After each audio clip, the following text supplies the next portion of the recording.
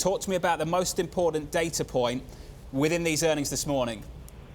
You know, when internet companies start to fall, they tend to just disappear. And I think you've seen that trend historically when you look at kind of the usage and engagement.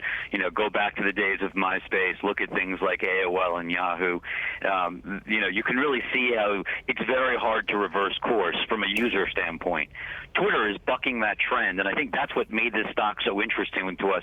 It's why we went to a buy back in February, and it's why we think your viewers need to own this stock. This is a great recovery story. They're making the product better. More people are using Twitter. They're spending more time on it.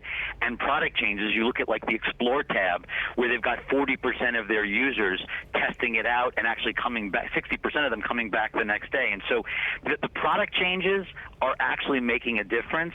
And news and information, I mean, whether it's news ratings on TV, on talk radio, or newspapers, everywhere you look, interest in globally in news and information is surging.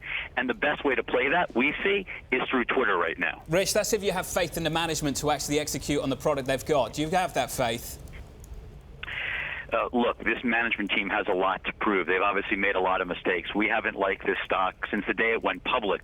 We didn't think people should own this stock, and we were very concerned about the ability to execute. I think they have a plan. I think the plan is starting to work. While it's going to take time for the revenue and profit to fully filter through, I think you can see the early signs, and the fact that, you know, usage is growing, you know, in the U.S., you're above that 14% daily growth, it sounds like. And so the fact that you've got mid to upper teens growth in U.S. daily users, I think is really encouraging when you think about where advertising can get to as you move into 2018. And so it's definitely early. It's going to take time for this management team to prove themselves. But as you pointed out at the top of this segment, people hate Twitter. I mean, investors hate the stock. They've given up. They don't even want to talk about it. There's a big opportunity for Twitter to change the narrative from what it's been to where it's going. Well, how are they going to do that, Rich, when they're still struggling to monetize the product? Yes, all of those things have played out the way you think they will, but revenue, the first quarterly decline since going public in 2013, that's not a headline anybody wants to write. You know, we liked the stock over the summer that everyone hated called Viacom.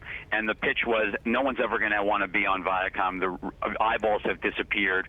Ratings were a disaster. And the reality is, as the content gets better, as more usage goes up, advertisers follow. And I think the same as what you're seeing at Twitter is advertisers follow eyeballs. And so as the usage grows, advertisers will come back. The ROI of advertising on Twitter is improving. And so it's just a matter of time. You need to have 6 months of patience. It doesn't happen overnight.